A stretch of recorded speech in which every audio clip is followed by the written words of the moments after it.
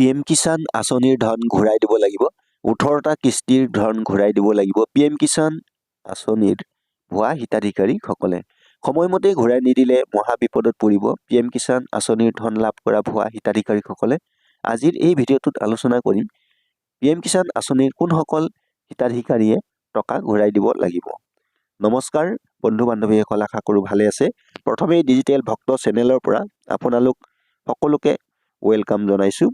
বন্ধু বান্ধৱীসকল, PM কিষাণ আঁচনিৰ হিতাধিকাৰী সকললৈ ডাঙৰ ঘোষণা ৰাজ্য চৰকাৰৰ। PM কিষাণ আঁচনিৰ ধন ঘূৰাই দিব লাগিব। কিমান তাৰিখৰ ভিতৰত ঘূৰাই দিব লাগিব এই আঁচনিৰ ধন? 10 জানুৱাৰীৰ ভিতৰত 18টা কিস্তিৰ ধন ঘূৰাই দিব লাগিব কৃষকসকলে। যিমানটা কিস্তি পাইছে সকলো ঘূৰাব লাগিব। PM কিষাণৰ কোন কোন কৃষকে ঘূৰাই দিব লাগিব এই আঁচনিৰ ধন? চৰকাৰৰ হাতত আহি পৰিছে ভুৱা কৃষকৰ তালিকা।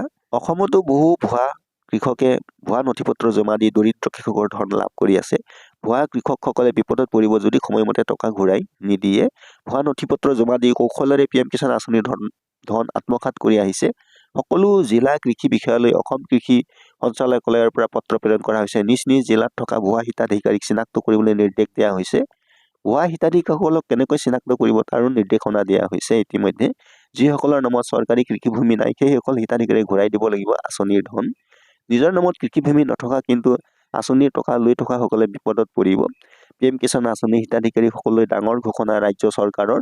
PM কিষাণ আঁচনিৰ ধন ঘূৰাই দিব লাগিব। কিমান তাৰিখৰ ভিতৰত ঘূৰাই দিব লাগিব জনালে চৰকাৰে। 10 জানুৱাৰীৰ ভিতৰত 18টা কিস্তিৰ ধন ঘূৰাই দিব লাগিব কৃষকসকলে। যিমানটা কিস্তি পাইছে সকলো ঘূৰাব লাগিব ভুৱা কৃষকসকলে। PM কিষাণৰ কোন কোন কৃষকে ঘূৰাই দিব লাগিব? চৰকাৰৰ হাতত আহি পৰিছে ভুৱা কৃষকৰ তালিকা। অসমতো বহু ভুৱা কৃষকে ভুৱা নথিপত্ৰ জমা দি কৃষকৰ ধন লাভ কৰি আছিল। ভুৱা কৃষকসকলে বিপদত পৰিব যদি সময়মতে কৃষকৰ ধন ঘূৰাই নিদিয়ে। ভুৱা নথিপত্ৰ জমা দি কৌশলেৰে PM কিষাণ আঁচনিৰ ধন আত্মসাৎ কৰি আছিল। সকলো জিলা কৃষি বিষয়ালৈ PM কিষাণৰ নডেল বিষয়াই পত্ৰ প্ৰেৰণ কৰিছে। নিজ নিজ জিলাত থকা ভুৱা হিতাধিকাৰীক চিনাক্ত কৰিবলৈ নিৰ্দেশ দিয়া হৈছে। ভুৱা হিতাধিকাৰীক কেনেকৈ চিনাক্ত কৰিব তাৰো নিৰ্দেশনা দিয়া হৈছে ইতিমধ্যে। যিসকলৰ নামত চৰকাৰী কৃষিভূমি নাই তেখেতসকলে PM কিষাণৰ আঁচনিৰ ধন ঘূৰাই দিব লাগিব। নিজৰ নামত কৃষিভূমি নথকা কিন্তু PM কিষাণৰ আঁচনিৰ ধন লোৱাসকলে মহা বিপদত পৰিব। ভুৱা কৃষকে ঘূৰাই দিব লাগিব PM কিষাণ আঁচনিৰ ধন। 10 জানুৱাৰীৰ ভিতৰত 18টা কিস্তিৰ ধন ঘূৰাই দিব লাগিব, নহ'লে বিপদত পৰিব। নিজৰ কৃষিভূমি নথকা কিন্তু PM কিষাণৰ আঁচনিৰ ধন লোৱা হিতাধিকাৰীসকলে মহা বিপদত পৰিব।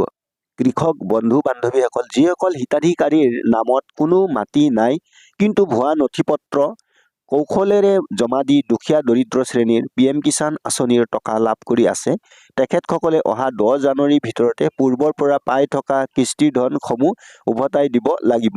অন্যথা ভৱিষ্যতে বিপদৰ সন্মুখীন হ'ব। চৰকাৰী চাকৰি থকা ব্যক্তিসকলে PM কিষাণৰ ধন লাভ কৰি থাকিলেও তেখেতসকলে ঘূৰাই দিব লাগিব।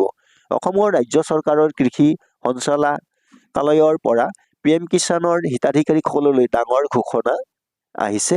চৰকাৰৰ হাতত বৰ্তমান ভুৱা কৃষকৰ তালিকা হাতত পৰিছে। অসমৰ 8,44,672 ভুৱা কৃষকে ঘূৰাই দিব লাগিব PM কিষাণ আঁচনিৰ ধন। ঘূৰাই নিদিলে ভুৱা হিতাধিকাৰীসকলে বিপদত পৰিব।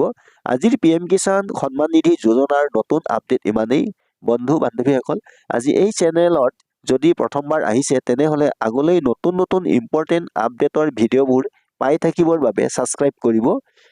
আৰু সকলোকে অনুৰোধ জনাম, যদি ভিডিঅ'টো চাই কিছু সহায় হোৱা যেন অনুভৱ হয় তেনেহ'লে লাইক, শ্বেয়াৰ আৰু কমেণ্ট কৰিব।